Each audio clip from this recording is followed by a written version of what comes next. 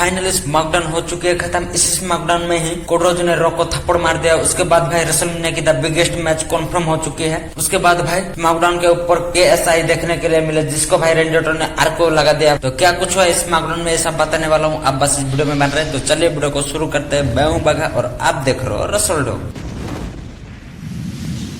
Show की starting में ही Logan Paul की प्रोमो देखने के लिए मिलती है, जहां पर लोगन पॉल अपनी गुनगन करते हुए कहते हैं कि अभी WWE जितना भी बड़ा बड़ा कोलैबोरेशन कर रही है वो सब मेरी वजह से हो रही है। मैं जब से WWE में आया हूँ WWE लिटरली अपने प्राइम पर चली गई, ऐसा बोल के भाई वो अपने प्राइम डिंग का एडवर्टाइज रिंग में कर देते हैं। फिर वो कहते हैं कि रेसलमेनिया में, फिर रेसलमेनिया के बाद जो भी शो होगा, नहीं तो जो भी होगा, उसमें ऐसे ही प्राइम डिंग बोतल की एडवर्टाइज देखने के लिए मिलेगी रिंग में, ऐसा बोलते हैं। तो उसके बाद यहाँ पर पूरा क्लियर करते हुए कहते हैं कि लोगन पॉल WWE और मेरे बीच प्राइम कोलैबोरेशन हो चुकी है, वो भी लंबा वाला, ऐसा बोलते हैं। तो उसके बाद भाई वो प्राइम की को फाउंडर KSI को बुलाते हैं। फिर ये दोनों फोटो वगैरह खींच रहे थे। इसी मोमेंट पर भाई रेंडी ऑर्टन की थीम सॉन्ग हिट होती है। ये दोनों सोच रहे थे कि भाई रेंडी ऑर्टन सामने से आएंगे, लेकिन यहाँ पर रेंडी ऑर्टन पीछे से आते हैं। फिर वो लोगन पॉल को आरकेओ लगाने के लिए कोशिश करते हैं, लेकिन लोगन पॉल जैसे तैसे करके यहाँ से एस्केप कर लेते हैं। उसके बाद भाई रेंडी ऑर्टन KSI के पीछे जाके खड़ा हो जाते हैं। KSI को बिल्कुल भी यहाँ पर कुछ भी आइडिया नहीं था भाई, लिटरली यहाँ पर आरकेओ ठोक देते हैं रेंडी ऑर्टन KSI को। तो उसके बाद रेंडी ऑर्टन प्राइम डिंग पीते हैं। फिर वो कहते हैं कि बढ़िया है ये प्राइम डिंग, ऐसा बोल के भाई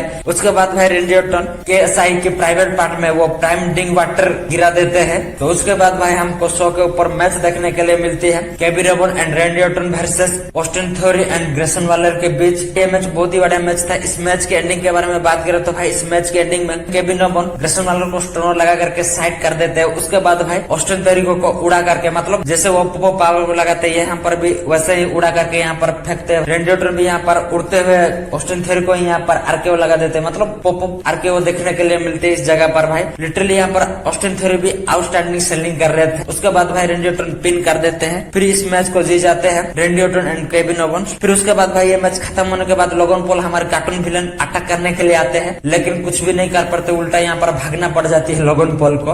उसके बाद बैक स्टेज में बेली की सेगमेंट देखने के लिए मिलती है, जहाँ पर बेली कहते हैं कि डैमेज कंट्रोल को मैंने पूरा अपनी बेस्ट दिया, लेकिन डैमेज कंट्रोल ने मेरे को धोखा दिया है। अब मैं डैमेज कंट्रोल को डिस्ट्रॉय करने वाली हूँ, ऐसा बोलती है। फिर वो कहती है कि रेसलमेनिया में मैं आयो स्काई को हरा करके चैंपियन बनने भी वाली हूँ, ऐसा बोलती है यहाँ पर बेली। उसके बाद नेक्स्ट शो के ऊपर बॉबी लास्ली वर्सेस कैरन क्रॉस के बीच मैच देखने के लिए मिलती है। ये मैच ठीक तरीके से स्टार्ट ही नहीं होती कि भाई यहाँ पर अथॉरिटी ऑफ पेन आके अटैक कर देते हैं बॉबी लास्ली को, जिस वजह से मैच DQ में एंड हो जाती है। फिर यहाँ पर आते हैं भाई बॉबी लास्ली की फैक्शन वाले भी। तो उसके बाद भाई इन दोनों के बीच ब्रॉल वगैरह देखने के लिए मिलती है। लड़की लोग भी यहाँ पर घुसते हैं इस ब्रॉल में, लेकिन इस ब्रॉल के एंडिंग में लास्ट फाइनल टेस्टमेंट को ही अपर हैंड मिलती है। उसके बाद भाई नेक्स्ट शो के ऊपर मिचिन वर्सेस टिफनी स्टार्टर्स के बीच मैच देखने के लिए मिलती है। ये एक स्क्वाश मैच था। लिटरली भाई टिफनी अपने फिनिशर तुरंत ही लगाती है, फिर इस मैच को जीत ही जाती है भाई वो। उसके बाद बैक स्टेज में एजे स्टाइल की सेगमेंट देखने के लिए मिलती है, जहाँ पर एजे स्टाइल कहते हैं कि एल नाइट तो एक लाउड माउथ है, वो बस बकवास करते रहता है, ऐसा बोलते हैं। फिर वो कहते हैं कि एलिमिनेशन चैम्बर में एल नाइट के साथ जो भी हुआ है वो डिजर्व करता है, ऐसा बोलते हैं एजे स्टाइल। तो भाई ये सब एल नाइट टीवी पर देख रहे, तो यहाँ पर एल नाइट बहुत ही ज्यादा गुस्सा हो जा रहे थे। उसी चेयर से ही भाई वो टीवी वगैरह को फोड़ डालते हैं एल नाइट। तो इनका फ्यूड तो भाई बहुत ही ज्यादा नेक्स्ट लेवल जाने वाली है आने वाला दिन में। फिर शो के ऊपर और एक मैच देखने के लिए मिलती है, एंजल गार्जा वर्सेस ड्रैगन ली के बीच। इस मैच में भाई ड्रैगन ली रोल अप करके तो जीत जाते हैं, लेकिन ये मैच खत्म होने के बाद भाई लिगाडो डेल फंटास में आके अटैक कर देती है ड्रैगन ली के ऊपर, पूरी तरह से डिस्ट्रॉय कर देती है भाई। फिर उसके बाद बैक स्टेज में एक सेगमेंट देखने के लिए मिलती है, जहाँ पर रूम के अंदर सेटेलेंस और कोडरोज होते हैं और रूम के बाहर बॉडीगार्ड वगैरह होते हैं। तो यहाँ पर निकोल्डस आते हैं, फिर इन दोनों को बुलाने के लिए कोशिश करते हैं, लेकिन यहाँ पर भाई वो दोनों ही नहीं होते हैं। तो यहाँ पर सारी फट जाती है निकोल्डस का। अब बात करते हैं मेन इवेंट के बारे में। मेन इवेंट में रॉक की चैलेंज का आंसर देने वाले थे सेटेलेंस एंड कोडरोज ने। तो उसी सेगमेंट ही मेन इवेंट में देखने के लिए मिलती है। पहले तो यहाँ पर हमारे ट्राइबल चीफ आते हैं ब्लोडाइन के साथ। उसके बाद भाई यहाँ पर हाई चीफ रॉक आते हैं अपनी न्यू थीम सॉन्ग के साथ। उसके बाद भाई रोमोरेज यहाँ पर एक्नॉलेज आज कहते हैं, मतलब सब लोग को यहाँ पर मिला कर कहते हैं भाई यहाँ पर रोमोरेज अपनी डायलॉग को मॉडिफाई करके। फिर यहाँ पर भाई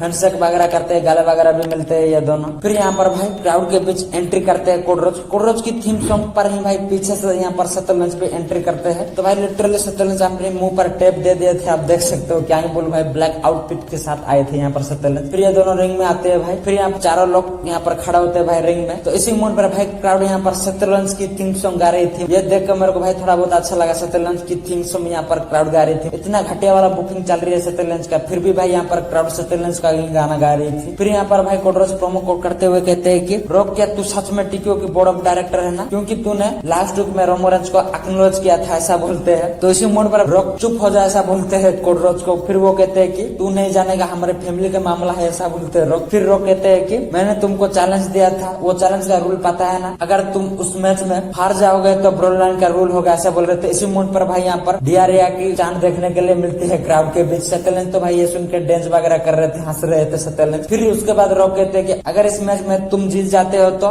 ब्रोलाइन फ्री होने वाली है, ऐसा बोल रहे थे। तो इसी मोड पर भाई सत्यलेंस की इंटरफेरेंस देखने के लिए मिलती है। वो भाई लिटरली रॉक को चुप होने के लिए बोलते हैं। फिर वो मिड लाइफ क्रॉसर ऐसा बोल देते हैं रॉक को। फिर सत्यलेंस कहते हैं कि तेरा जो एरा था ना रॉक, वो एरा चला गया है, अब तू हमारे एरा में आके इंटरफेरेंस मत कर, ऐसा बोलते हैं सत्यलेंस। फिर सत्यलेंस कहते हैं कि तूने जो ट्रैक्टिंग मैच के लिए हमको चैलेंज किया था ना, उस चैलेंज को हम एक्सेप्ट करते हैं, ऐसा बोल देते हैं। फिर इसी मोड पर भाई रोमन रेंज ठस देते हैं। फिर वो कहते हैं कि कोडरोज तू पागल है क्या, तू खुद का डिसीजन खुद भी नहीं ले पा रहा है, तेरा डिसीजन कौन ले रहा है, एक जोकर ले रहा है, ऐसा बोलते हैं रोमन। फिर रोमन रेंज कहते हैं कि अगर तू इस बार हार गया ना मेरे से नाइट 2 में तो समझ ले सब कुछ खत्म है, ऐसा बोलते हैं। उसके बाद भाई रॉक भी यहाँ पर नया स्टिपुलेशन ऐड करते हुए कहते हैं कि अगर इस बार तू भाई नाइट 1 में आकर टैग टीम मैच में कॉम्पीट करता है, फिर भाई तू नाइट 2 में रोमन रेंज के खिलाफ जाता है, तो समझ ले भाई इस बार अगर तू नाइट 2 में हारता है तो तू कभी भी इस चैंपियनशिप के लिए अपॉर्चुनिटी नहीं पाएगा, ऐसा बोलते हैं रॉक भाई। मतलब समझ रहे हो ना भाई, कभी भी नहीं चांस मिलने वाली इस चैंपियनशिप के लिए कोडरोज को, ऐसा स्टिपुलेशन ऐड कर देते हैं। फिर रॉक कहते हैं कि ये चीज करने के लिए मैं अपनी पूरी पावर का यूज करूंगा, ऐसा बोलते हैं। तो यहीं पर भाई फिर से यहाँ पर बातें गुल हो जाती है कोडरोज का। फिर रॉक कहते हैं कि तू जो भी कर रहा है ना वो सारे चीज तेरे बाप ऊपर से देख रहा है, और तुम्हारे घर में तो 3 लोग हैं और तू उनमें से 20 साल छोटा है, ऐसा बोलते हैं। इसका मतलब ये है कि तू एक मिस्टिक है, इसलिए तो 20 साल छोटा है, ऐसा बोल देते हैं भाई। तो ये बात बहुत ज्यादा चुप जाती है कोडरोज को, वो जाके चाटा मार देते हैं रॉक को। तो उसके बाद भाई ये शो ऑफर चले जाती है। लिटरली भाई मैं और देखने के लिए चाह रहा था, लेकिन डब्ल्यू ने यहीं पर ही ये शो खत्म हो जाती है। तो ये कुछ देखने के लिए मिलती है भाई रोलेंस की तरफ से भाई आउटस्टैंडिंग कुक वाला प्रोमो देखने के लिए मिलती है भाई। तो आपको कैसा लगा ये सेगमेंट आप कमेंट सेक्शन में बता देना। तो आज के लिए बस इतना तक ही थे। अगर आपको वीडियो अच्छी लगती है वीडियो को लाइक कर देना, शेयर कर देना, उसके बाद चैनल को सब्सक्राइब करके बेल नोटिफिकेशन ऑन कर देना। मिलते हैं अगले वीडियो में, बाय बाय।